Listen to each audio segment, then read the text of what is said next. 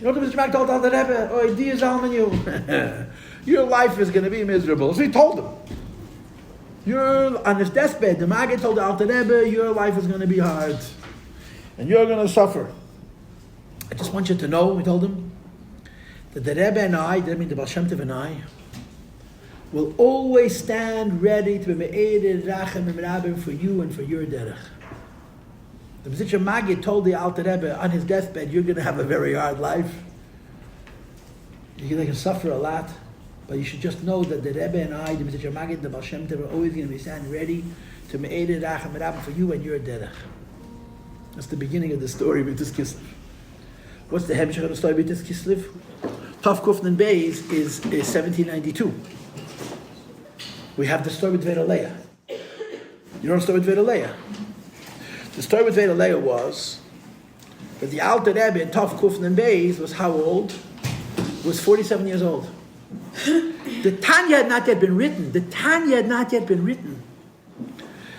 Alter Rebbe saw that he was going to pass away because of the Kpeda against him personally. He was revealing too much Chassidus. Before the Tanya was written. And the Alter Rebbe was very afraid. So one of the highlights of the Veda Leah story happened Shavuos. The story that you know of Veda Leah, that they make the songs and the plays, happened in Elul, at the end of the year.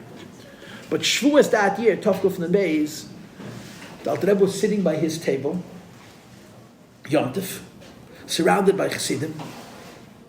And the Alter Rebbe's Chassidim knew that when the Alter Rebbe would sit up very straight and become very earnest, that was a siman that he could see the Heilig of Baal Shem Tov in the Maggid, that his Rebbe had come into the room. And they could tell from his face, the Alter Rebbe would change his whole demeanor, that his Rebbe had come in.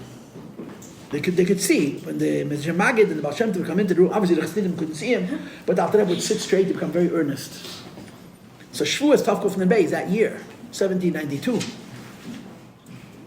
he was sitting at the table, and the Alter Rebbe was very bitter. They could see that Alter Rebbe was very forbidden. The Alter Rebbe was very forbidden. He was very upset. And it says in the Sichos that when the Alter Rebbe was in a bad mood, all the Chassidim were in a bad mood. His mood was contagious. When he was happy, the Chassidim were happy. When he was bitter, he was forbidden Gefelach. And the Chassidim didn't know what and why and where. He hadn't told anybody. He told the Veda Leah about it at the end of the summer. This is the beginning of the summer. Alter Rebbe suddenly sits up very straight, which meant that his Rebbe had arrived. And suddenly the Alter Rebbe stands up. And he says, Rebbe, Zayde, Rebbe means the Maggid. Zayde means the Baal Shem Tov. The Alter Rebbe used to call the Baal Shem Tov Zayde, always, we know the story. Your derech, your Torah is in a sakona. Alter Rebbe said, your teachings are in a sakona, chas v'shalom, there should be a hemshech. Zayt me'ere rachamim rabim hekol l'mayla me'ere rachamim rabim for your derech. And there should be a hemshech of your teachings and your avodah. And the Alter Rebbe fell to the ground like a stone in a dead faint. Boom, he fell down. You can understand yourself what kind of reaction Chassidim have. Tzemach Tzedek was 2.5. It was 4 option. Tzemach Tzedek hears a bang, and then a lot of commotion. So he ran to see what it was. And he sees his Zayda laying on the floor, all the Chassidim are around. He pushes his way through the Chassidim. It was 2.5. And he's screaming Zayda, Zayda. He pushes away till the Alter Rebbe. He gets to the Alter Rebbe, and he puts his hand out. The Alter Rebbe should take his hand. The kid was this big. Zayda gives him his hand. The Alter Rebbe opens his eyes. And he gives his grandson his hand, and he allows the Tzemach Tzedek to stand him up. As, you know, he couldn't lift him. And the Tzemach Tzedek is lifting him. The Alter Rebbe mutters, Zeh Yenachamenu. This little boy is our Nachama. This happened, Tov Kuf Nun Beis. And you all know the end of that story, that the Alter Rebbe saw that someone has to pass away, but he wanted to win the kitrug without anybody passing away. And he confided in the Veda Leah. The Alter Rebbe had a lot of people who couldn't fight it. You know, he confided in his daughter, second daughter. He had an older daughter. It tells you Vasfara Bardas, who the Veda Leah was. She passed away at 26. We know nothing about her, except for this story. But the Alter Rebbe confided in her, but the Alter Rebbe felt that she's the most trustworthy person to confide such a pneumistic thing. And he told her, I could salve it al yedei chiluf. I could salve it by somebody passing away instead of me, but I don't want. I want everybody to live. In fact, we know that the Alter Rebbe had a friend who was much older than him. He was a very, very famous tzaddik, Reb Nachum Chernobyl. He was still alive at that point. And the Alter Rebbe sent a pidyon to Reb Nachum Chernobyl for the Meir Racham for this. And the Seder by the Chernobyl was that he used to take pidyonis in mikveh. He would go into the mikveh. I'm assuming he was wearing a yarmulke, and you would have in the pidyon, he'd read the pidyonis in the mikveh. He went into the mikveh at Rosh Hashanah. I don't know what year it was. It must have been Tavkuf from the base. Maybe in the Gimel. He refused to take pidyonis. He refused. And the Chassidim were waiting. He's waiting. Until the Shliach of the Alter Rebbe came, the first pidyon he took, he waited for the Alter Rebbe Shliach. The first pidyon he took, the Alter Rebbe Shliach. The Shliach of the Alter Rebbe ran in and said, I have a pidyon from the Alter Rebbe.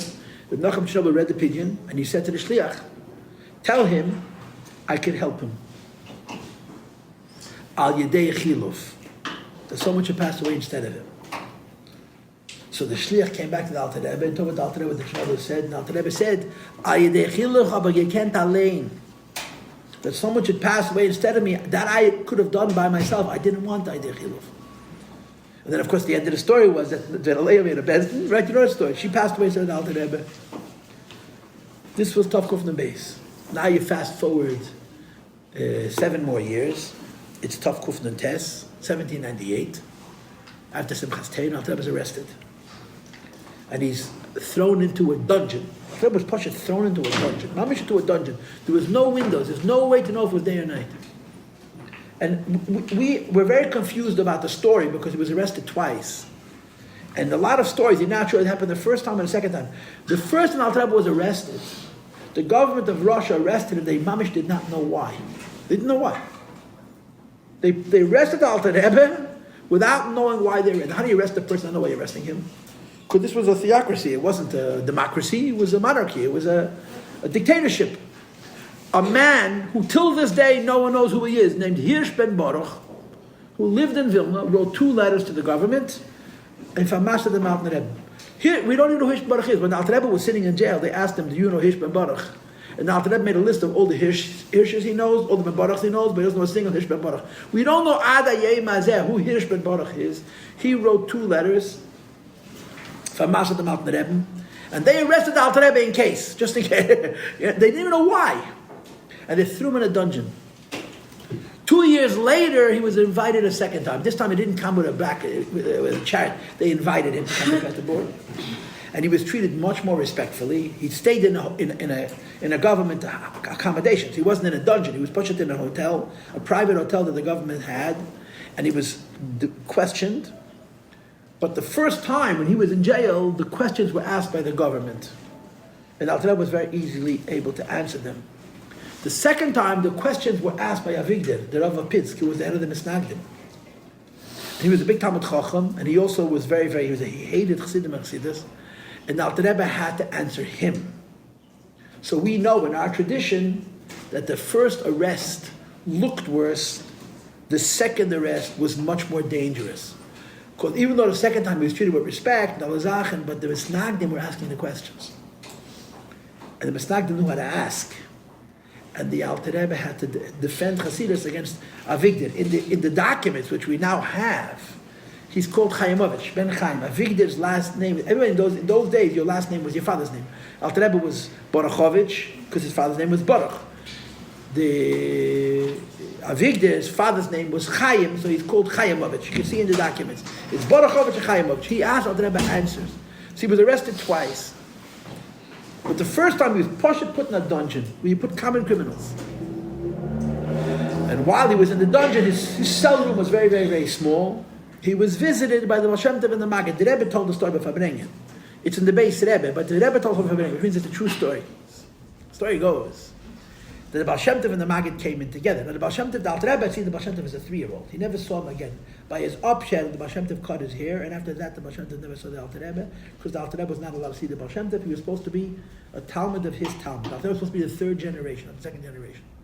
When they came in, the Baal Shem Tov said to them as a Chamagin,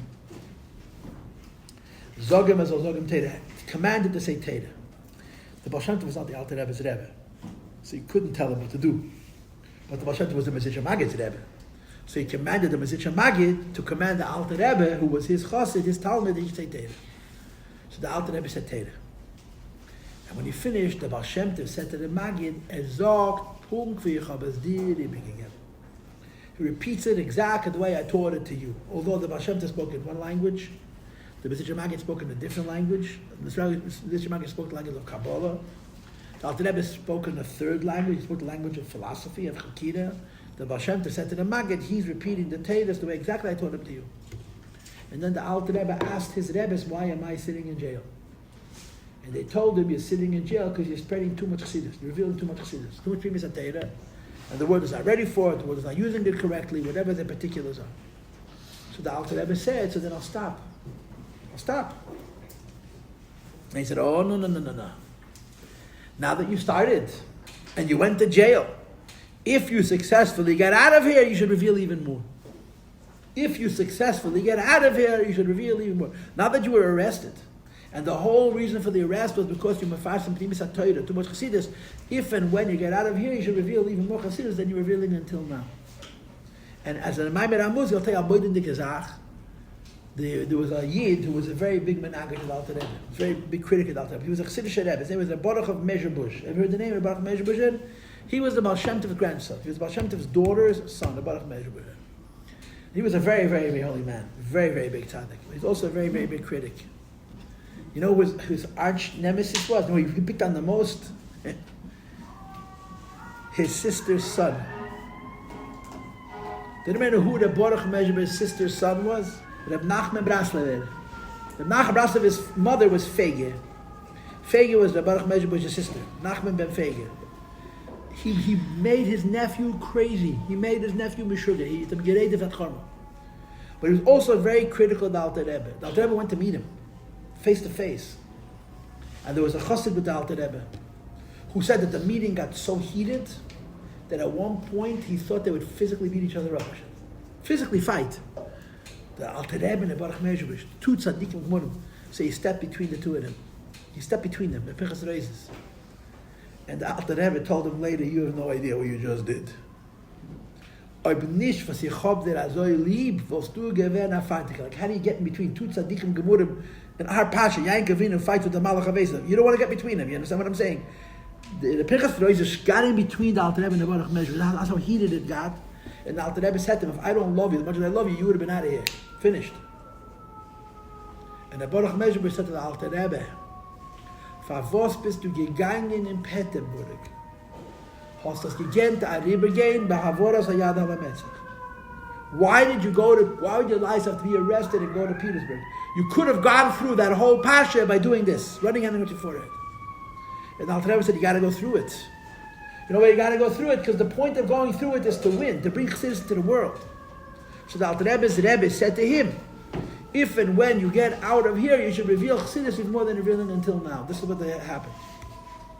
And that's talking the story. Alter Rebbe came out of jail, and he started revealing Chassidus Shaloi Be'erech that he did before. There's a famous sikha from the Rebbe Rashab, Yud Tes Kislev, I think Samach. That's a famous sikha from the Rebbe Rashab, where the Rebbe Rashab started the Fabrengen, Yud Tes Kislev, with these words. Ich denk, als de Iker die Futsa Manasecha Chutza hat sich angeheben nach Peterburg. It's my belief, the Rebbe Rashab said, that the primary idea of spreading Chassidus to the outside begins after Peterburg. The Rebbe came out of jail. That's when he first started to reveal Chassidus in a full Chabad way. What that means is that before Peterburg, to understand Chassidus, it wasn't enough to have a good head, you had to have a good soul. You had to have a sensitive neshama, otherwise it makes sense to you. After Peterburg, Chassidus was brought into the world to such an extent that if you're smart, you can understand it. Because as spiritual as it is, and as edel as it is, it's real seichel. The Alter Rebbe took God, and he packaged him in the human mind. That the human brain can hold the Eibush in his understanding. That phenomena, that the human mind is a keli for Lakus, begins after Peterburg, like it says in Hayem Yem. That the Alter Rebbe is the ultimate Mechaya Mason. The ultimate resurrector of the dead is the Alter Rebbe. So with the human, there's nothing more dead than the cold mind. And the Alter Rebbe made the cold mind that keli for Lakus. Made the cold mind that keli for Getlachkeit. That idea begins be'ikir as Alter Rebbe went out of jail.